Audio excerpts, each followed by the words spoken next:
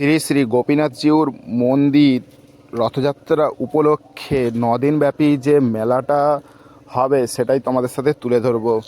মেলা চত্বরে কিন্তু ইতিমধ্যেই দোকানদানি এতটাই বসে পড়েছে, সেটাই তোমাদের সাথে শেয়ার করব। চলো, মেলাতে কিন্তু প্রথমে ঢুকেই টয় ট্রেন, নাগরদোলনা এবং ডিস্কো সব রকম বসে পড়েছে এবং মেলা চত্বরে কিন্তু দোকানদানি এতটাই বসে পড়েছে দেখার মতো।